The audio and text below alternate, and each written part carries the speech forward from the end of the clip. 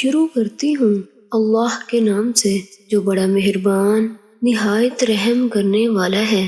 السلام علیکم ورحمۃ اللہ وبرکاتہ۔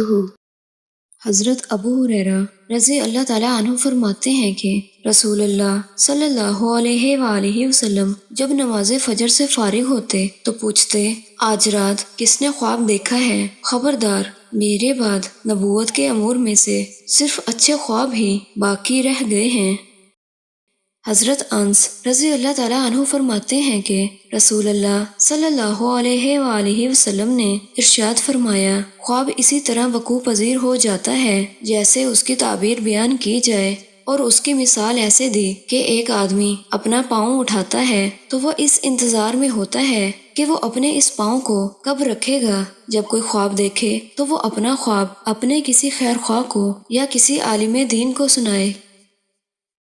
حضرت انس بن مالک رضی اللہ تعالیٰ عنہ فرماتے ہیں، ابو طالب بیمار ہو گئے اور ان کی بیماری شدت اختیار کر گئی۔ نبی اکرم صلی اللہ علیہ وآلہ وسلم ان کی عیادت کو گئے۔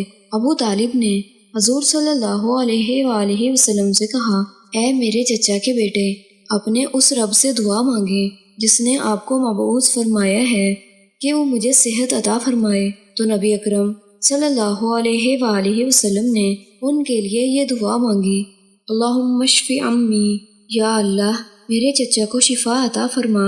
حضرت انس رضی اللہ تعالیٰ عنہ فرماتے ہیں، وہ فوراً ٹھیک ہو گئے اور یوں لگا جیسے ان کی رسیاں کھول دی گئی ہوں۔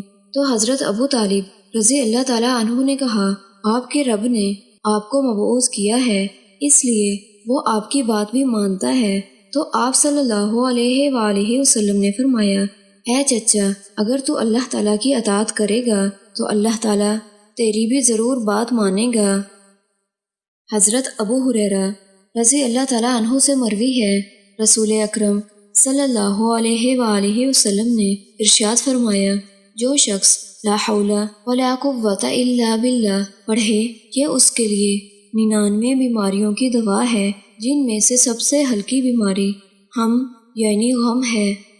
پیارے ساتھیوں، اللہ تعالیٰ سے دعا ہے کہ اللہ تعالیٰ ہمیں زیادہ سے زیادہ لا حول ولا قوة الا باللہ تسبیح کرنے کی توفیق عطا فرمائے اور ہمیں تمام بیماریوں سے بچائے رکھے، آمین۔